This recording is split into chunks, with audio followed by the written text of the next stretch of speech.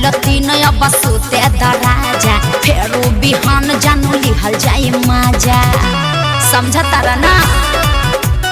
बज गइल तीन अब सुते दराजा फेरू बिहान जानू लिहल जाए माजा हो छोरा बत्ती बुझावे द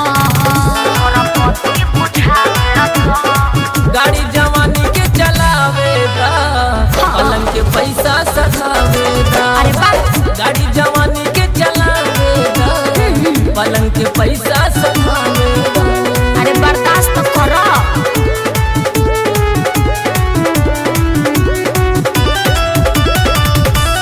गाड़ी जवानी के चलावे दा पलंग के पैसा सधावे दा पलंग के पैसा सधावे रात भर तू खटा के लागत छोड़ब मुआ के जानू कहे नाही बुझेलु बतिया रतनी पजिया के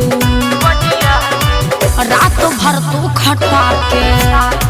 लागत छोड़ब मुआ के जानू कहे नाही बुझेलु बतिया का बुझी? रतनी पजिया के हट साड़ी सड़िया बेद अरे हट ना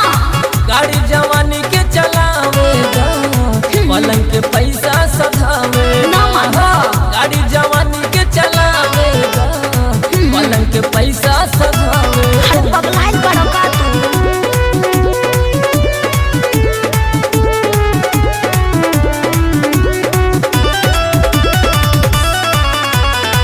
गाड़ी जवानी के चलावे दा पलंग के पैसा सधावे दा पलंग के पैसा सधावे राजा हूँ मैं सब तो मानो ऐसे न देहिया के खाना तरफ के मेहर जैसे करे जा हमरा से जनी छाना अरे तो का करी राजा हूँ मैं सब तो मानो ऐसे न देहिया के खाना सौरभ के मेहर जैसे करे जा हमरा से जनी छाना माजा मन भर उठावे द